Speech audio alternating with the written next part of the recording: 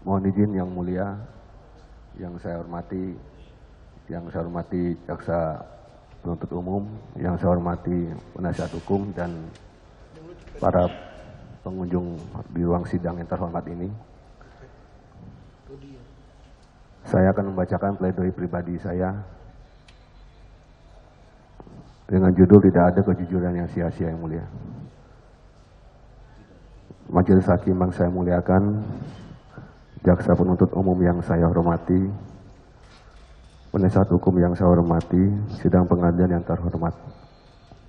Puji dan syukur kehadiran Allah Subhanahu wa taala saya ucapkan karena berkat rahmat, petunjuk dan hidayahnya sehingga saya bisa berada di ruangan yang keadaan sehat walafiat.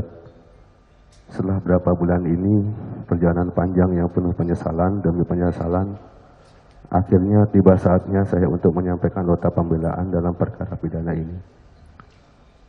Pada awal kesempatan perkenankan terlebih dahulu saya menyampaikan syukur atas keputusan Allah Subhanahu wa taala karena saya, orang tua, mertua, istri, adik-adik dan anak-anak saya masih diberikan kesempatan dan ketabahan di dalam keadaan yang sangat sulit yang sedang saya hadapi ini.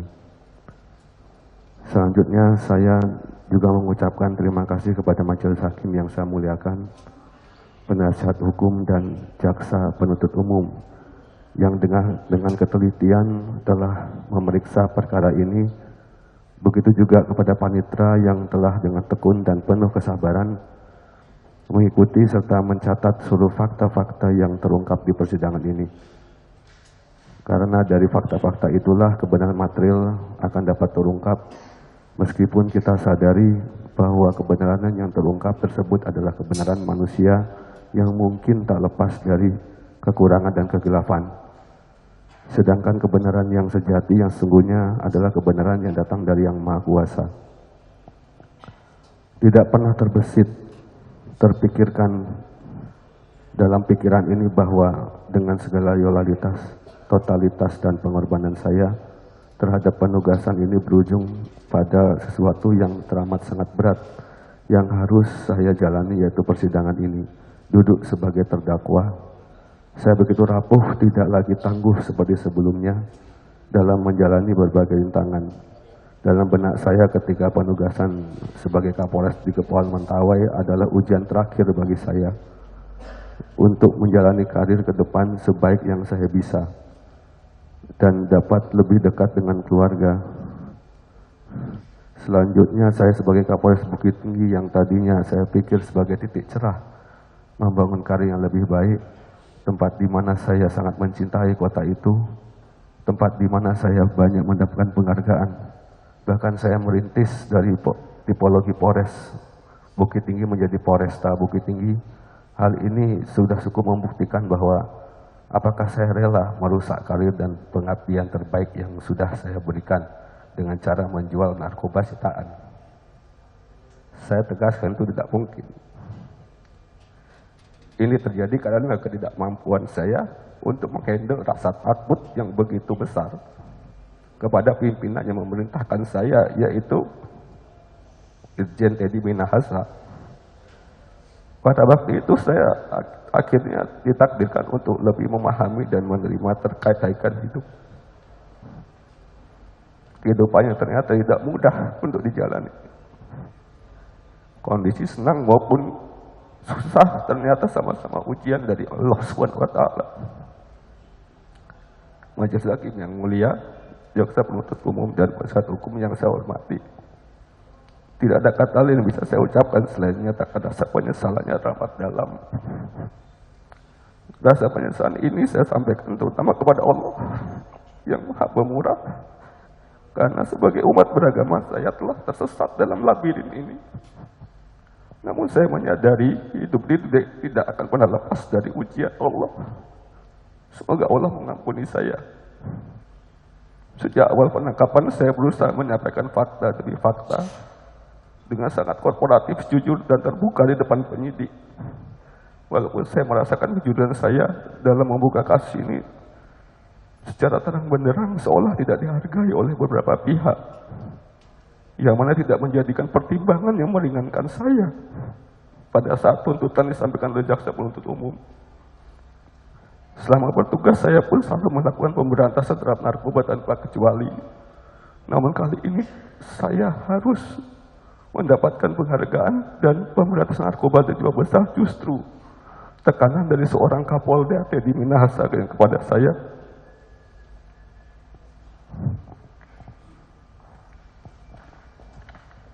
Memerintahkan secara langsung perkara sabu ini membuat saya tidak bisa menghindar lagi.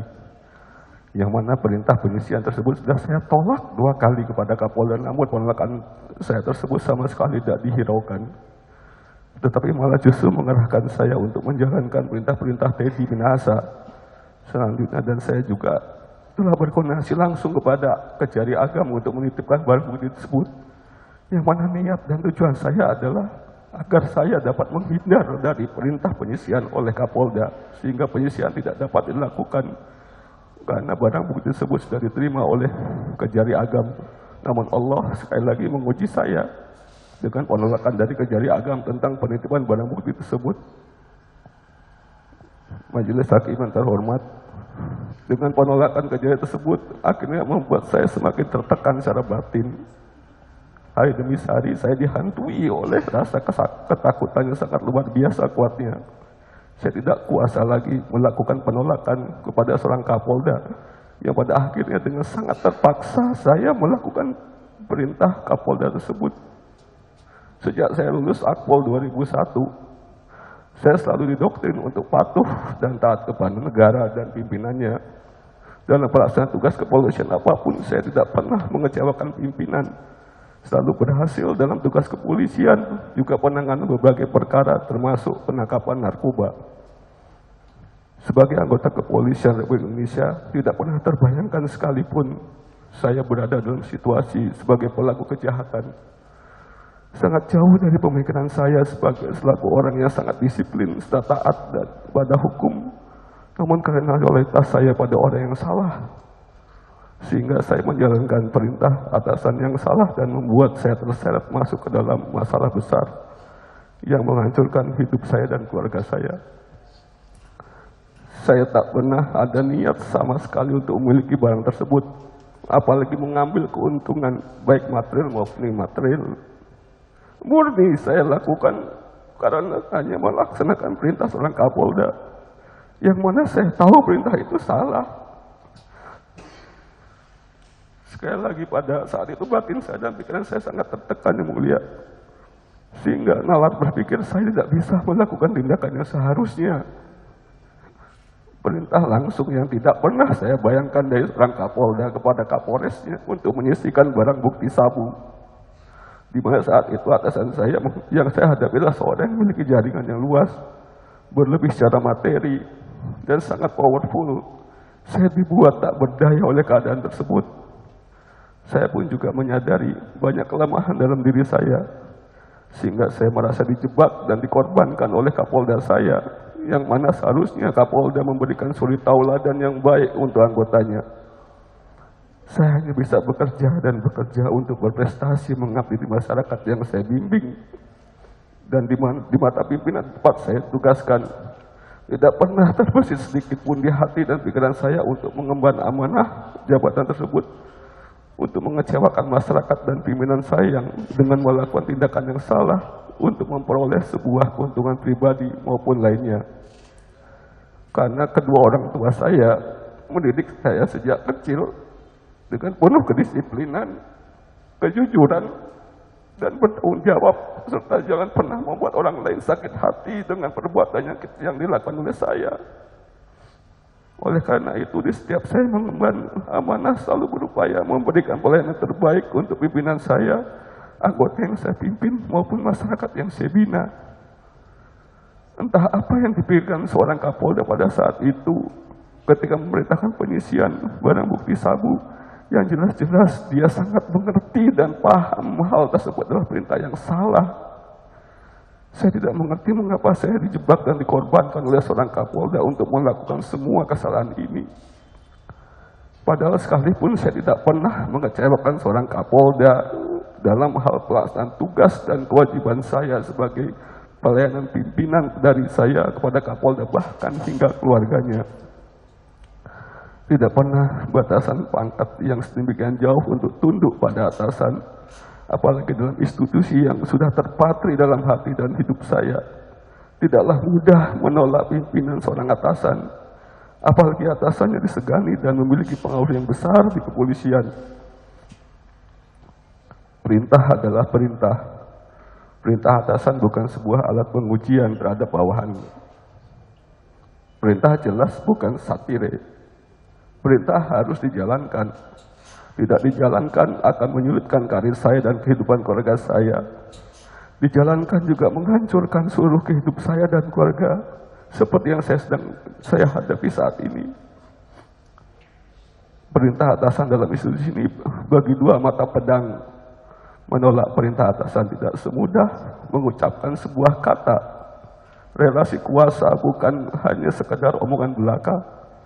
Relasi kuasa yang berlaku di institusi kepolisian yaitu rantai komando dari atasan kepada bawahannya yang membuat saya tidak kuasa menolak yang kesekian kalinya terhadap perintah seorang Teddy Minahasa. Saya takut, namun perasaan rasa takut saya pada saat itu membawa saya terperosok ke dasar kehidupan yang paling rendah selama saya hidup.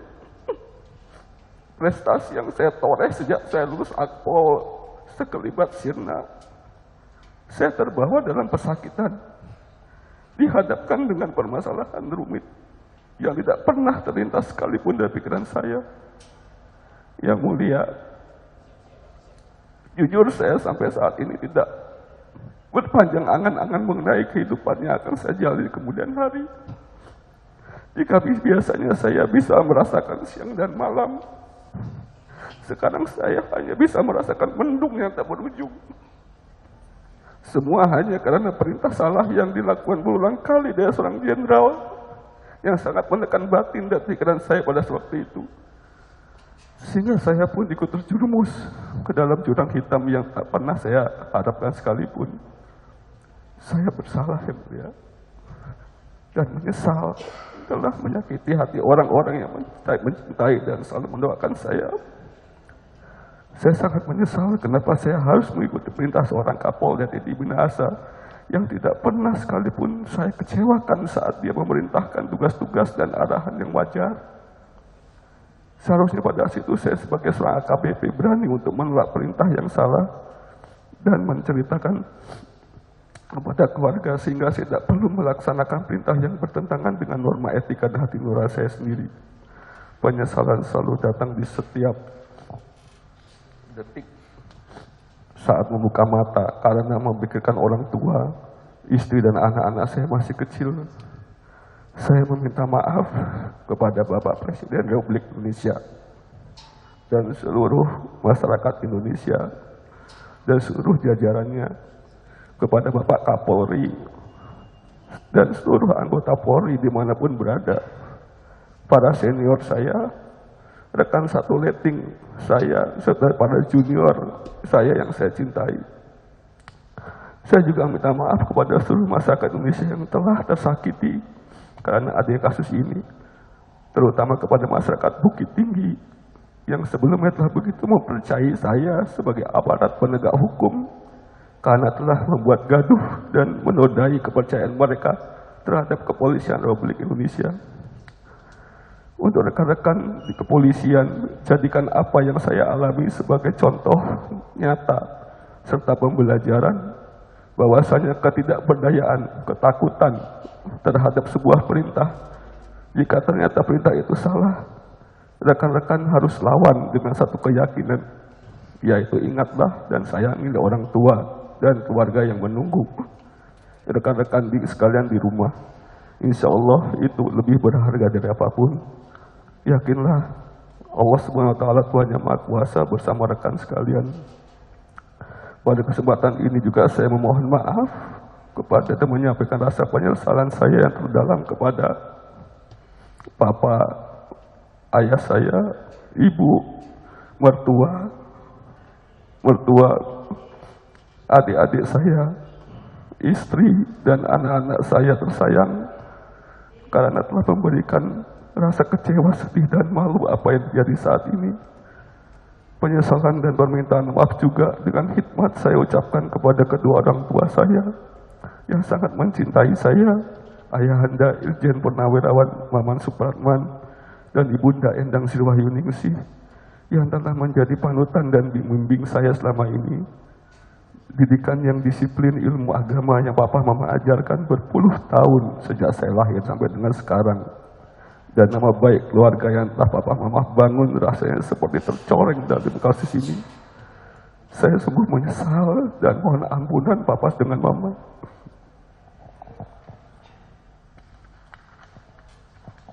Kepada istri saya yang terkasih, Rahma Dharma Putri, dan anak-anak, Ayah minta maaf jika sementara tidak dapat hadir di antara kalian. Karena Ayah harus memikul tanggung jawab atas kesalahan yang Ayah lakukan. Semoga kalian bisa memahami dan memaafi Ayah. Harapan dan keadilan saya panjatkan di setiap doa dalam sujud saya. Rasanya seperti tidak mungkin lagi memohon keadilan karena saya paham betul masyarakat Indonesia tersakiti atas adanya kasus ini. Namun saya masih banyak dan harus saya lakukan pada keluarga saya untuk menebus kesalahan saya terhadap mereka. Terlebih saya memikirkan orang tua saya dan anak-anak saya masih kecil, yang masih harus tetap melanjutkan hidup walaupun ayah mereka terbelenggu dalam situasi yang sangat menyakitkan ini. Sesakit apapun situasi yang sedang saya hadapi ini, saya percaya Allah menggenggam semua doa dan akan melepaskannya satu persatu di waktu yang tepat. Dan saya yakin tidak ada kejujuran yang sia-sia. Semoga saya dapat menjadi pribadi lebih baik lagi di kemudian hari, serta dapat menjalankan semua ini dengan hati yang ikhlas. Saya, AKBP Dodi Penawirawan Negara, insya Allah sudah memaafkan Teddy Minahasa. Insya Allah saya nggak ada dendam. Hanya kami mendapatkan pelajaran bahwasanya sinar bintang sejati itu harusnya menerangi gelapnya malam, bukan malah membakar melati putih yang hanya mencoba tumbuh dengan jujur dan tulus apa adanya. Terima kasih kepada majelis hakim yang terhormat telah memberikan kesempatan ini kepada saya untuk menyampaikan penyesalan terdalam yang saya rasakan selama ini. Saya yakin Tuhan akan menitipkan cahayanya melalui keputusan dan kebijaksanaan majelis hakim yang terhormat. Karena hakim sebagai wakil Tuhan di muka bumi ini kiranya dapat melihat secara utuh dan dapat memutuskan seadil-adilnya bagi saya. Sekali lagi, ya Allah, maafkan namamu ini jika Engkau sudi menurunkan rahmat dan anugerah untuk mengakhiri musibah ini. Hamba berjanji untuk menjalankan hari-hari ke depan dengan lebih berani dan tegak lurus.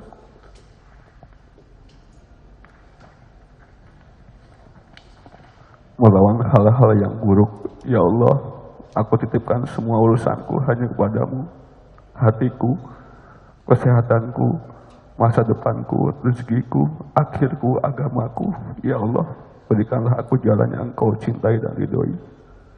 Demikian yang mulia, terima kasih.